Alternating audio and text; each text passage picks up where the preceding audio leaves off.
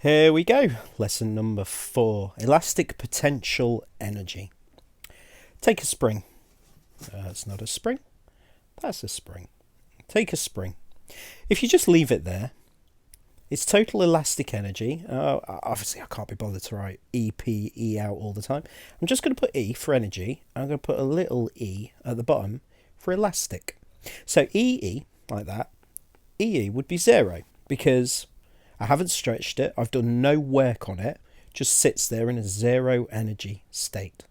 Now, if I take that spring and I stretch it, so I come along and I pull it, ignore it getting bigger. The fact is it's getting longer. Well, as I extend it, I'm doing work. I'm using my energy to change the shape of it. So now if we were to draw this shape again, so let me take my spring, copy it, and I paste it again, and this time I'm going to make it longer. I'll show the extension in red. So the red bit is it getting bigger. Then what I have now is I have a new amount of energy. I have elastic energy. Now, because it's energy, it's measured in joules as well. And it's going to depend on just two things. One is, it's going to depend on how much you stretch it. So if I take this distance here, we call that the extension. We measure extension in meters. Now, obviously, most springs do not stretch meters. So you're going to have to get used to writing things like 1 centimetre as no meters, no tens, 1 of a metre. 5 centimetres would be 0.05 meters. 15 centimetres, for example, would be 0.15 meters. So we're going to use that quite often. The reason is, if you use centimetres, all your answers will be 10 times wrong. So there's something else as well. I drew earlier my spring, and my spring got chunkier. Let me choose 2 springs. I'll take this one. And now I'm going to take this one. Chungus, the mega spring. The difference is really clear, isn't it? Which one's going to require more energy to stretch by the same amount each time? And it's obviously this one. This one has what we call a large spring constant. Let me explain what that means. It means that if I want to stretch both of these springs by 1 metre, so I wanted to extend both of them by 1 metre, we can measure how many newtons of force that would take. So we'll take the small one. The small one might only need 10 newtons every metre. The large one might need 100 newtons to stretch a metre. So this word spring constant tells you how stretchy a spring is. If it is a small number, then it is very stretchy. Oh, let me fix that. Stretchy. It's very stretchy. If it is a large number, then it is very stiff. And the spring will not stretch much. So a typical place you might find a spring like that is in a pen. Something where you need to apply hardly any force whatsoever. A place where you might find that is a shock absorber in a car. Absorber. Huge amounts of force to move it a very small distance, maybe 10, 20 centimetres at the most. So knowing that, we can now put it into an equation. And the equation for this one is elastic energy in joules is half the spring constant. I'll write it that way. Half the spring constant times the extension squared. It sounds a little bit like half of something squared. We've seen that in the previous lesson when we did half the mass times the velocity squared. So if we look at this, we see that we have an equation in the same kind of shape as the kinetic energy equation. And that's both a good thing and a bad thing.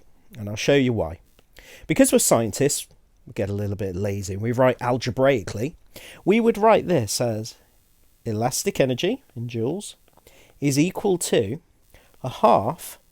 Now, don't ask me why, but instead of writing S or SP or SC, they called it K. The spring constant is called K times E squared. So that is the algebraic form of that equation. Now, I said it's a good and a bad thing. Problem is, look at the kinetic energy equation. Ke equals a half mv squared. And all of a sudden, we've got a K, doesn't mean kinetic. We've got an E, doesn't mean energy. And so people really get confused between these two equations. So you have to be really clear on which equation you're using, why you're using it. Now the good news is, ding ding ding, you get this in the exam. So it's all written out for you. So you haven't got to memorise it, but it still doesn't help if you don't know what the K and the E stand for.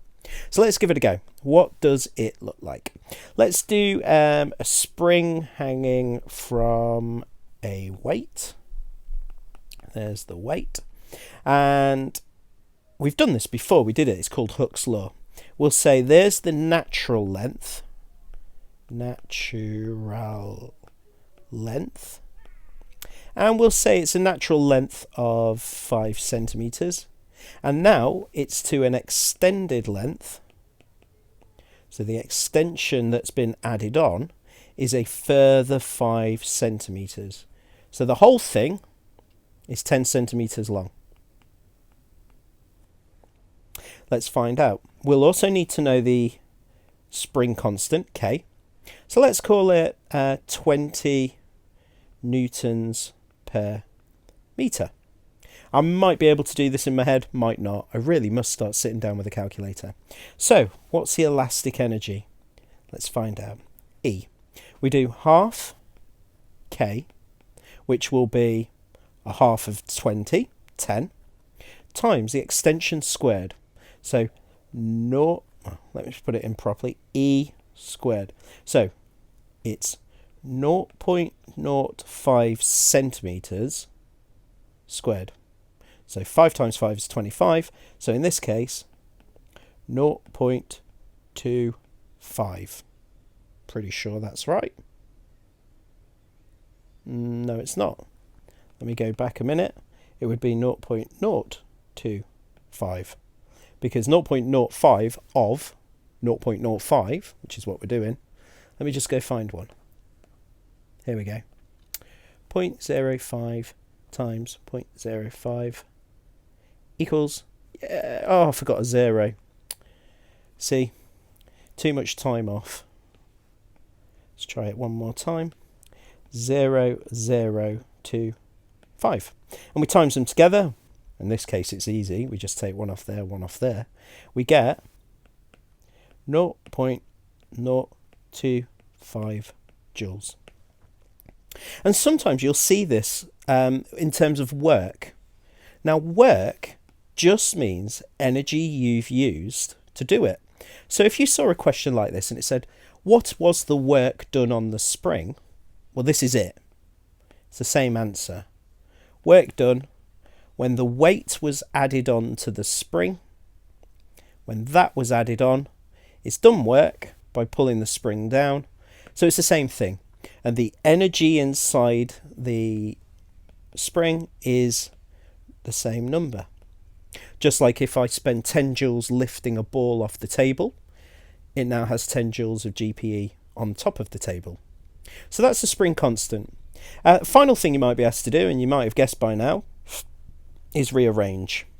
They might say, find the spring constant if this much energy and this much extension. So again, just like kinetic energy, you might be noticing a pattern now. This is what helps you get through physics. We have elastic energy at the top, half K on this side, E squared on that side. And we can cover up the one we want. So if we were finding the spring constant, we do half K is equal to elastic energy over E squared. And then to get rid of the half, we times both sides by 2. And that gets rid of the half there. So that's one way. I'm going to colour that one in blue. And what's the other one? Imagine we wanted to find the extension if we knew how much energy and what the spring constant was. So we do E squared, cover up the one we want, E, elastic energy, over half K. And at the moment, that is the square root of the answer. So we need to root. That will then get rid of the square and the square root there. And that's how you would find the answer to that one. And I'm going to colour that one in brown. Mix it up a little bit. So we can put different numbers in. And I'm going to regret giving it a go, but let's see if I can do one. I'm going to try finding the spring constant, because I think I can manage that. So we've got a spring. And it works backwards as well. You can compress a spring. The numbers are still the same. So say we had a spring, natural length of 20 centimetres, and we apply a force and we reduce the size of the spring to, let me keep it easy, 10 centimetres. Then we have a negative extension of 10 centimetres. So E equals 10 centimetres. Okay, so this time, let's see if we can figure it out. We're going to say that the total amount of energy put in was 50, I might regret this, 15 joules of energy. The extension was 0.1 meters. What is the spring constant? So let's give it a go. We write the equation out.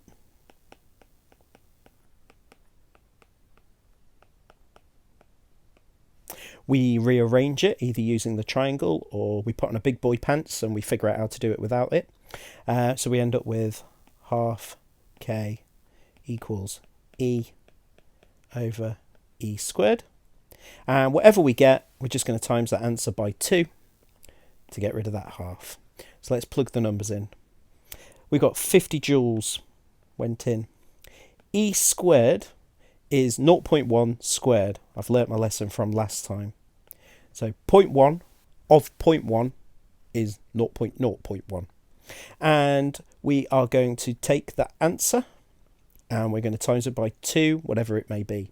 So, easy way when it comes to dividing, you just take the zeros and you add them on to the answer. So 5,000 joules.